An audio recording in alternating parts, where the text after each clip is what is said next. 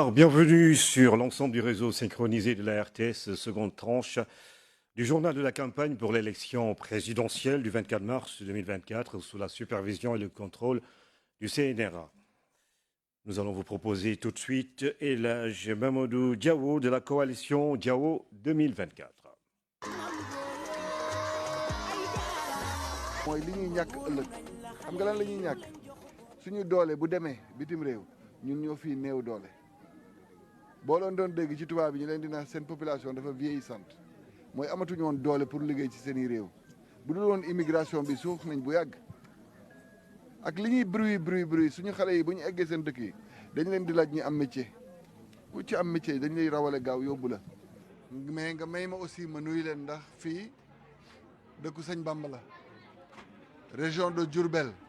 ku fi dugg xam ni dafa am li la war sa diggante ak say mbokk taalibe donc am li nga xam ne nag loolu Mbàkke laa ko waroon defee ak Touba te dinaa ko def nu mu waree soobee yàlla Diourbel nag nekk dëkk bu tumuranke ndax ñëpp xam nañ envergure bi région bi waroon am ci wàllu koom mais malheureusement li war ci matuwaay ci bépp kuréel bu nekk ci région bi defuñu ko jël centre def ko université ngay jëlee ay doomu jàmbur yeneen région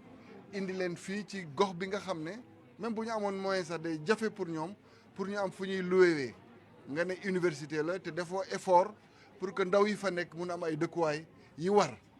donc moo leen di won incohérence yi am parfois ci offre d'enseignement supérieur buy am ci sunu réew donc booy jàngale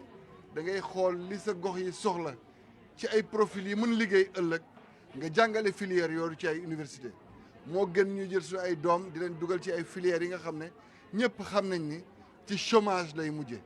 donc loolu dafa bokk ci yéene bi nga xam ne am nañ ko niñ koy defee nag ci université noonu lañ ko xalaatee dans l'offre de formation professionnelle buy law fu ne ci Sénégal sans qu'il y ait un effort de normalisation sans qu'il y ait un effort ci wàllu curricula de formation donc mbooloo yi maa ngi leen di sant bu baax di leen gërëm salaamaaleykum wa rahmatullah.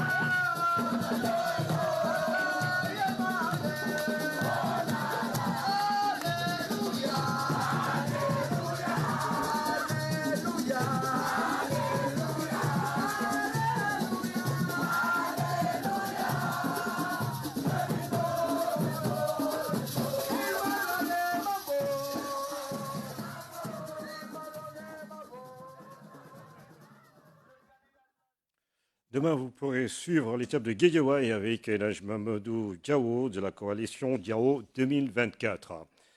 À présent, Anta Babacar Ngom de ARC, alternative de la relève citoyenne.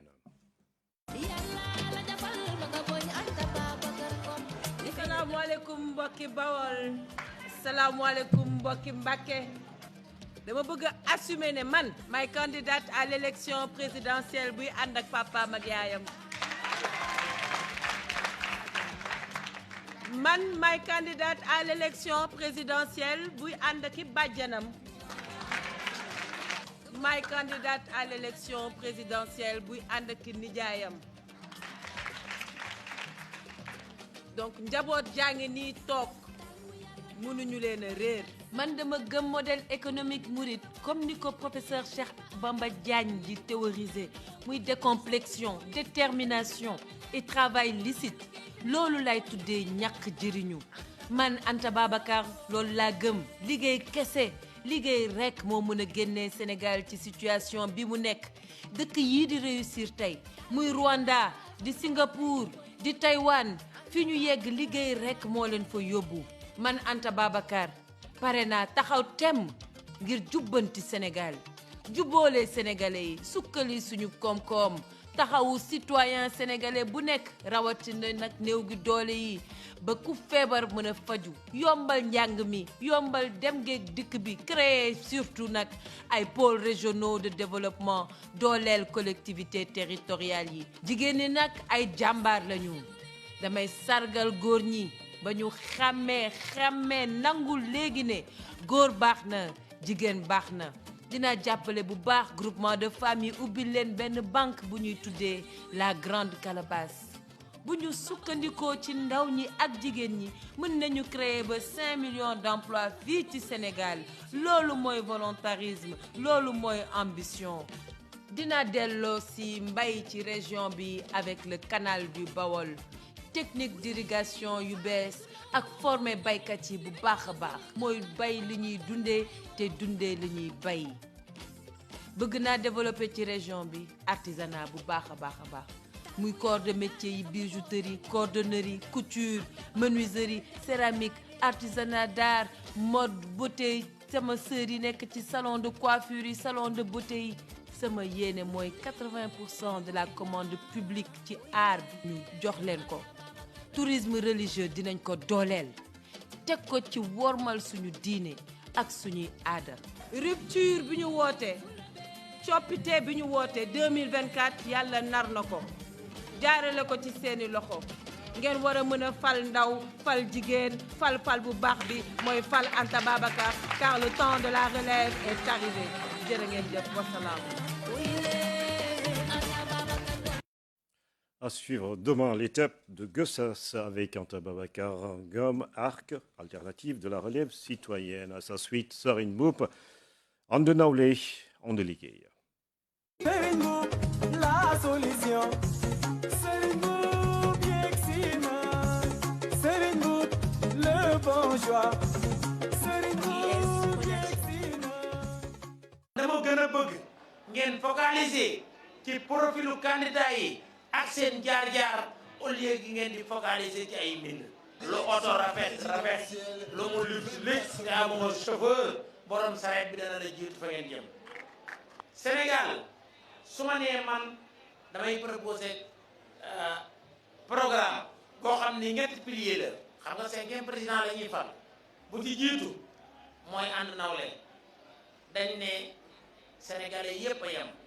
nañ fexe ba yemale sénégalais yi ñu fexe loolu tamit ñu ànd liggéey bu rafet jariñante te wàññi wax ji ak politique bi basé ko nag ci savoir xam-xam mooy daara ji le travail mooy tool bi ak penc mi comme ni nga xam ni moom daa leen wax ma tënkal leen sama jaar-jaar man ci ñeenti point mooy dàngal daara laa jàng naa daara nekk naa professeur parce que bi ma jàngee Koki ba mokkal alxuraan ñun dañuy jàng arab lii nit ñi di jàng fii ci école bi dañ koy jàng primaire secondaire def BFM en arabe ba am bac xam nga lan moo des mooy transition nga jël loolu man ko transmettre ci làkk bi nga moom def rupture ni ñu daan gérer économie état mënut a créer emploi 1 million d'emplois yi may wax du administration bi de laay yokk de administration bi laay tibb jox ko ci privé bi ñu am doole ñu jàppale leen ñu mën a liggéey je donne un exemple ci sama programme su ma nee damay boole ministre de l'agriculture et environnement mooy mën a former ay soldats de la forêt yoo xam ne ni àll bi la ñuy xam mbay la ñuy xam boo demee exemple ci kër diine yi nga gis ne kii am na capacité consommateur mooy li muy dundee bari na li ay njabootam di dundee bari na am na main d'œuvre boo xam ne ñi ngi nekk ci wetam nga jël ay boroomi xam-xam jox ko suuf jox ko jiw jox ko boroomi xam-xam ne ko bayal ma jënd dañuy créer massivement des emplois sur tout le territoire pôle économique man nii laa koy tas lu damay tibb ci Dakar li nekk ci Dakar dañ koy consolider ñii dabe yi parce que xam nga lan lay wàññi mooy li ñu doon dépendre ci bitim réew loolu ngay wàññi def ko ci région yi parce que li ñuy jëlee ci bitim réew dafa bari. Sarimbo par de Naoléa de Ligue, dont nous proposerons l'étape de Touba et ses environs. À présent, Idrissa Seck de la coalition IDI 2024. Assalamu alaikum, ndaw Sénégal, ndaw département de Pikine. Di leen remercier pour cette mobilisation exceptionnelle malgré les rigueurs du mois de Ramadan. Dans le cadre du pacte que j'entends mettre en œuvre à la tête de l'État du Sénégal, j'ai décidé de signer un pacte particulier avec la jeunesse du pays. Mission bi ma leen di confier bokk na ci ñu aar frontière u Sénégal ba kenn du jóge ci biti ñëw di yàq stabilité ak sécurité wu Sénégal. ci yéen ndawu Sénégal maa ngi xaar ñu aar moomeelu Sénégal aar nos ressources aar suñu géej aar suñu pétrole aar suñu gaz aar suñuy centrale électrique aar suñu environnement ba mu sell pour qu'on ait un cadre de vie adéquat. C'est une mission très large moo tax ma defar ci wet gi un programme spécial pour accompagner leen jàppale leen former leen équiper leen financer leen waajtaay bi nag ci tout tànk yi lay doore li ñuy wax la politique de la petite enfance parce que ñetti at yu njëkk ci dundu nit ki am na loo xam ni bu amee tolof-tolof dana jafe réparer ci kanamam moo tax lépp lu jëm ci dund gi dund gu baax lépp lu jëm ci paj mu baax muy santé lépp lu jëm ci capacité de sport muy tàggat yaram dinañu ci taxaw pour gunge ci ndawu Sénégal. Je sais que vous semblez assaillis par des difficultés insurmontables, mais avec une volonté ferme, une formation de qualité, une capacité physique d'exception, je suis persuadé que vous irez à l'assaut du monde. Je constate vos performances dans les Olympiades de mathématiques comme dans le domaine du sport. Si nous généralisons cela, je suis convaincu que le prochain Einstein du monde sortira de l'Afrique et en particulier du Sénégal. Devant suivre les étapes de Parcelles Zassini, terrain AKPS, Yoff face Gueule-Tapée avec le candidat Idrissa Seck de la coalition IDI 2024. Voici à présent Amadou Ba de la coalition Benno Bokk Yakaar.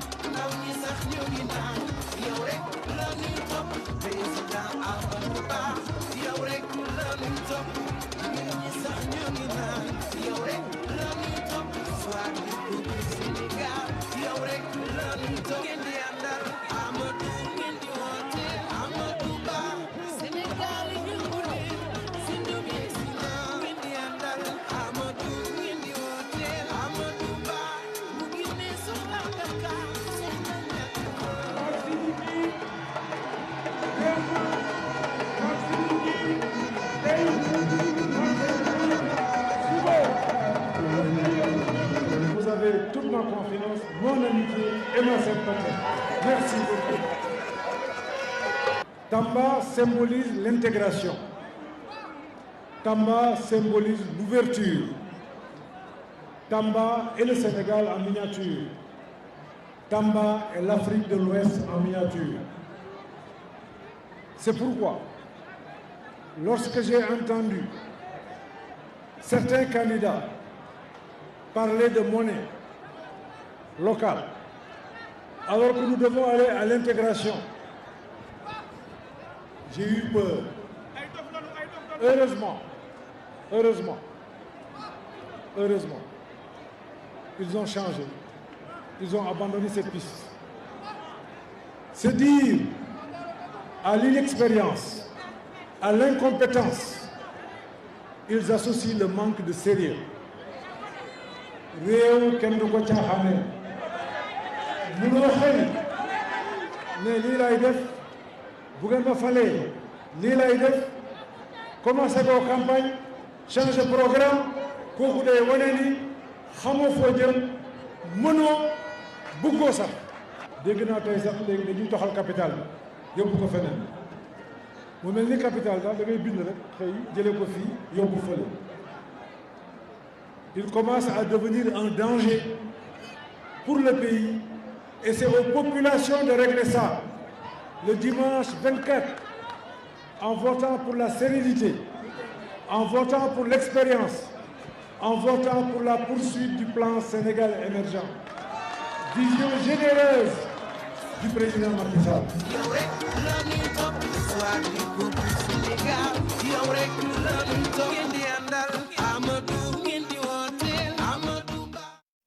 Demain, vous pourrez suivre les étapes de Kédougou, Vélingara, Kolda et Sédhiou avec Amadou Ba, candidat de la coalition Benno Bokk Yakaar. Voici à présent Habib Sy du Parti de l'Espoir et de la Modernité. asalaamaaleykum mbokku Sénégal ñu fas yéene tey nag jukki tuuti ci projet bi rek jëmale ko ci càmm gi xam nga ñun Sénégal bëriwuñu fukk ak juróom-ñetti millions dong lañu ni ñu def ba dootuñ dem jëggaani ganaar war nañ ko mën a def ba dootuñ dem di jëggaani ndawal wala meew boo xam ne dafay jógee ci xar wala mu jógee ci nag te càmm dafa nekk ci ponk yi nga xam ne moo gën a am solo ci réew càmm nag lii jafe-jafeem la ca jiitu mooy ndox beneen bi mooy aliment de bétail beneen bu ci topp mooy nu ñuy def ba jur gi buñ feebaree ñu faj leen maanaam parc de vaccination yi. moo tax projet bi am programme bu rëy boo xam ne daf koo jëmale ci loolu waxoon nañ leen fi par exemple ne leen ay coopérative ci wàllu mbay mi dana am coopérative yooyu nag niñ ko defee ci mbay mi lañ koy defee ci càmm gi ba pare def ci liggéey boo xam ne day am lëkkaloo diggante coopérative mbay mi ak coopérative càmm gi ñu war a nag def loo xam ne lii ay mini ranch lay doon ci fépp foo xam ne fii sàmm dafay jaar mini ranch yooyu ñu def ak li ñuy wax culture fourragère xam ngeen ko bu baax mooy mbay moo xam ne bii ñax rek lay jur ngir li nga xam ne mooy jur gi def fa ndox def fa tim li nga xam ne mooy parc de vaccination loolu su ko defee nag yi li nga xam ne la ñuy dox ay téeméeri kilomètres dem di wuti ay fu ñu naanee ànd ak seen borom loolu dana xaw a dal doo tuuti ci Sénégal te loolu mooy tax ëllëg si biir ñu mën di leen jox aliment bu doy di leen vacciner li nga xam ne moom lañ leen war a vacciner ba bu ëllëg si biiree ñu mën a am lu doy ci réew mi jëm ci ndawal am loo xam ne aussi lu doy la jëm ci meew bu tabaski jotee tim bu ñu defee programme bu mel noonu muy programme bu yaatu li ñu soxla ci xar ci réew mi wax naa ko fukk ak juróom-ñetti millions bëriwuñu mais boo ko calculé ci ay famille yi gën a tuuti Sénégal war naa mën a defal boppam ay xar yi ñu tabaskee li jëm ci nag yi itam noonu lay mel réew su bëggee moom boppam il faut que mënal boppam mënal boppam moo tax nga moom sa bopp li ñu mënoon tënk bëri na lool mais ñu jukkil leen loolu rek tey ci projet bi nga xam ne wàllu boobu moo jëm ci wàllu càmm gi. Asalaamaaleykum wa rahmatulah wa barakatuh. Demain, l'étape de Thiès avec Habib Sy, candidat du Parti de l'Espoir et de la Modernité. Vous suivez, mesdames et messieurs, le journal de la campagne pour la présidentielle du 24 mars 2024 sur l'ensemble du réseau synchronisé de la radio-télévision sénégalaise sous la supervision du Conseil national de régulation de l'audiovisuel. Voici à présent Thierno Alassane Sall, La République des valeurs.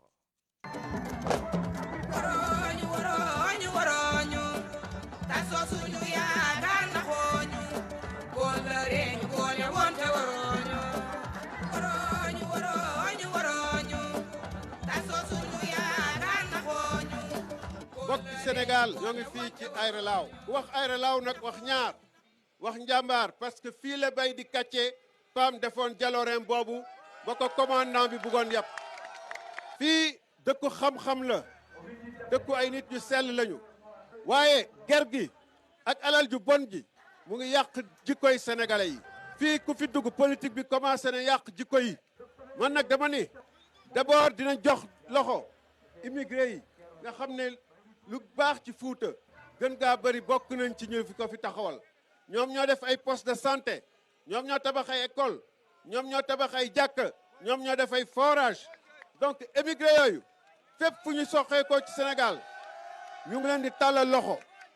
di leen fàttali ni que suñu programme boole nañ leen ci banque yu ñuy taxawal yoo xam ne ñoom ak jigéen ñi ak artisan yi ñoom lañ koy jagleel ci ña nga xam ne dinañ leen yombalal ñu am suuf ci Sénégal ñoo xam dañuy liggéey pour béy ñoo xam dañu bëgg a tabax beneen bi ñu wax ci transport bi ñoom émigré yi ak transporteurs yi suñu xel ñu ngi ci ñoom dañuy fexe ba nga xam ne oto yi gën a yomb nu ñuy duggee Sénégal jaaduwul Sénégal lu ko wër yëpp ñoom ñoo ñu gën a baax ay parc automobile taxes yu bon yi ak principe yu bon yi ñu teg ci oto yi war a dugg Sénégal nga xam ne transporteurs yi ci seen wàllu bopp war nañu am xëy waaye war nañu xalaat aussi ci seen retraite ñooñu immigré yi dëkk yu ñu nekk yi war nañ leen jàppale ci ay financement formation ñu mën a taxawal ay entreprise ni waa Inde ak waa Chine fexe ba seen diaspora bi yore ay boutique ak ay société ñun dañuy fexe ba sénégalais yi fépp fu ñu nekk ci àdduna bi état taxaw leen jàngal leen ñuy jaay produit yoo xam ne fii ci Sénégal lañ koy defaree mu nekk une destination boo xam ne produit sénégalais dina fa dem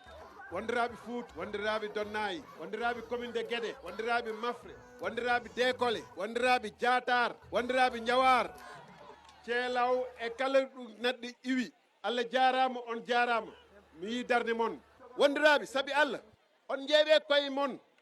on ƴeewen koye men on cuɓuɗen saabu ujunere walla ujunnaji ɗiɗi on cuɓuɗen saabu t-shirt on cuɓuɗen saabu neɗɗo ko bandum bandi woni nafowomo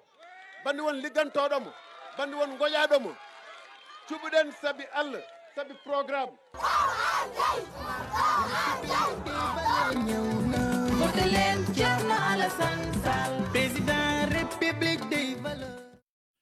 Demain, nous proposerons le passage de Thierno Alassane Sall, La République des valeurs, à Dagana, Richard Toll et Saint-Louis.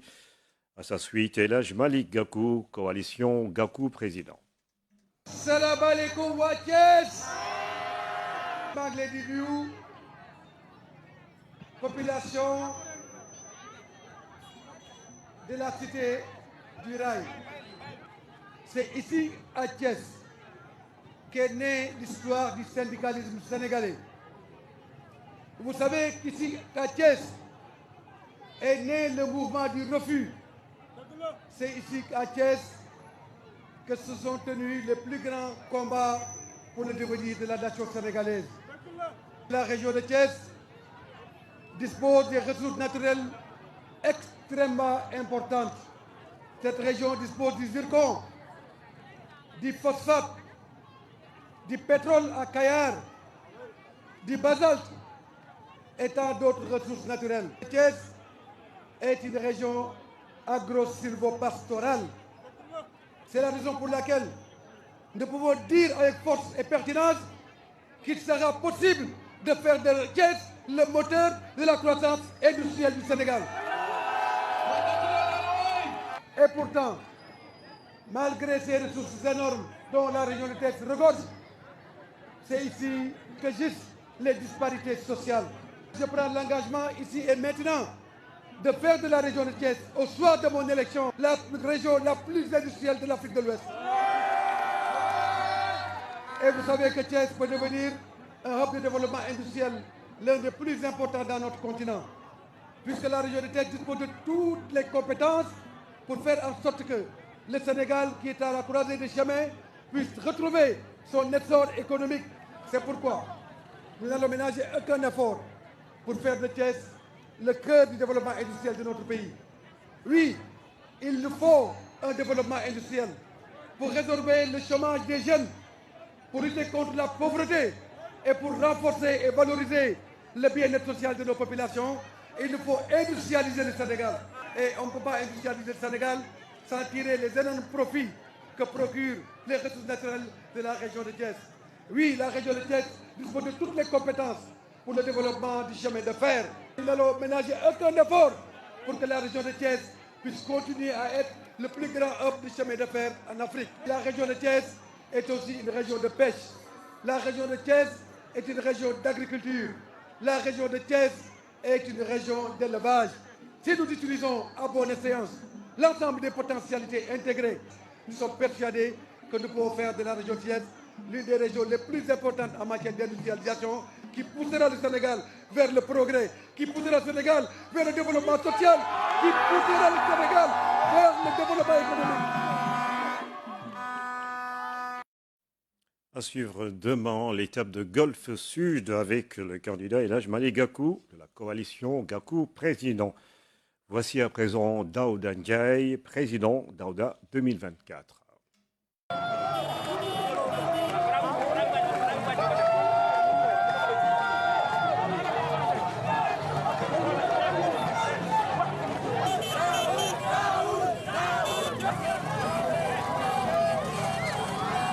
Sénégal suuf si yaatu na bëri na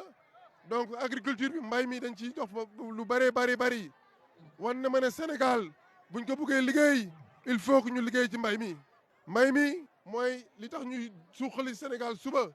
donc li ma waxoon laay dellu rek budget bi dinañ ko yokk 15% ci mbay bi jox baykat yi jiwu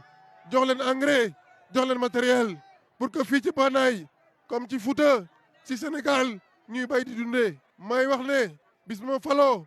Fanaay Fouta dina bokk ci dëkk yi gën a développé ci Sénégal incha allah. dina fi def xaalis bu bare wàllu mbay mi waa sàmm gi dinañ fexe ba sàmm gi màngaane mi dootul amati ñu jox leen ay jiw animaux yi lu ñu lekk ba nga xamee ne at bi yëpp dañuy wér am li ñu lekk nga xamee ne Sénégal aussi lépp lu ñu soxla ci ndawal ak ci meew dañ koy am. géej gi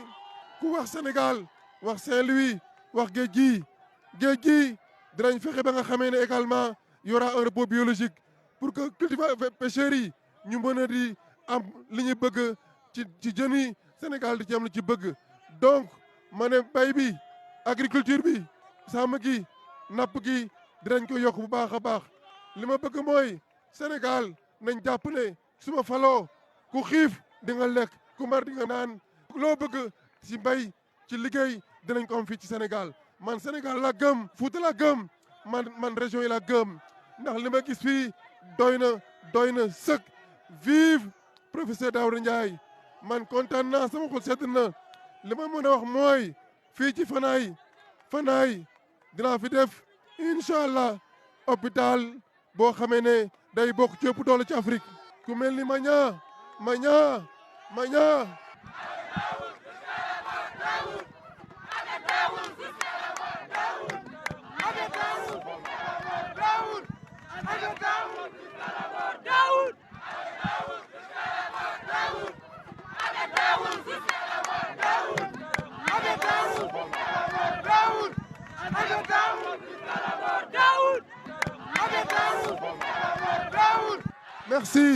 merci jërëjëf.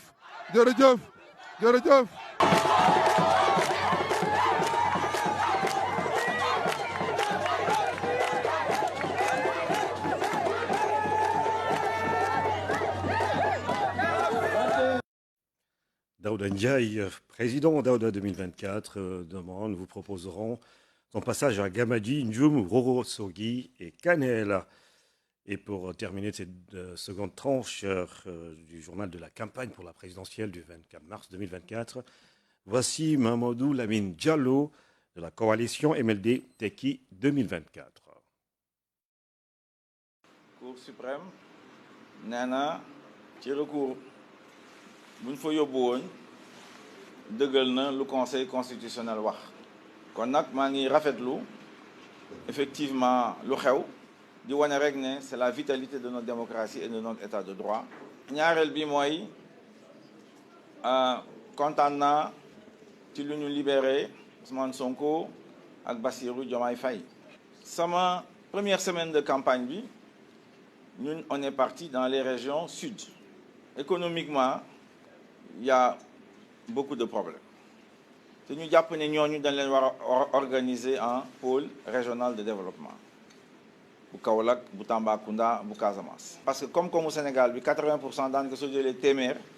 juróom-ñetti fukki yëpp mi ngi ci biir région de Dakar, peut-être un peu région de Thiès. Je vois que beaucoup de nos compétiteurs soo leen dégloo nee nañu ñoom nee nañu d'accord nañ ci industrialisation am na sax ñuy wax ne mën nañu ko jàngal alhamdulilah rabbil alamin ku nekk nag sa neexaayu baat moo lay yëngal mais terewul quand même nga xam ne su buum bi tengee dañ koy yeew ci bopp yekki kuy j'ai entendu parler de monnaie ñu ngi ciy wax ça va un peu dans tous les sens dégg naa sax Amadou Ba nee na la monnaie c'est on ne joue pas avec la monnaie il a raison mais on ne joue pas aussi avec le foncier yàgg nañ koo wax nee nañu on veut une politique monétaire pour l'industrialisation. Sur 100 Sénégalais qui veulent du travail 10 rek nañu mën a am ñoo mën a am liggéey foo dem loolu lay jooytu dans le sud fu ma jaar ñu am lu ñuy def ñu ngi ci Jakarta yi wala ñu ngi ci commerce bi ñu ngi ci ambulant yi ay gësala lëg kese partout c'est la même chose donc ça veut dire que ça ne marche pas. Donc si ça ne marche pas, vous ne devez pas continuer dans la même direction. Et c'est la direction que nous propose Amadou Ba de Benno Bokk Yaakaar. mënta nekk. Il faut changer de direction. Il faut une rupture responsable nag laa wax. Aujourd'hui, si vous regardez les candidats, celui qui est capable de porter les espoirs de la Casamance, c'est bien moi. On aura une banque populaire de 50 milliards de francs CFA pour traiter ces secteurs informels. Les femmes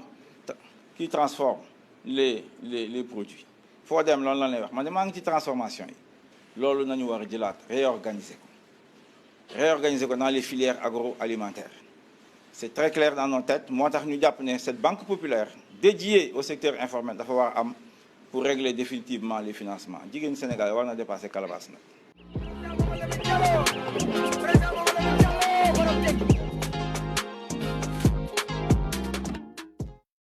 Ainsi se termine le journal de la campagne pour la présidentielle du 24 mars 2024. Émission sous la supervision et le contrôle du CNRA et sur l'ensemble du réseau synchronisé de la RTS. Mesdames et messieurs, merci de nous avoir suivis.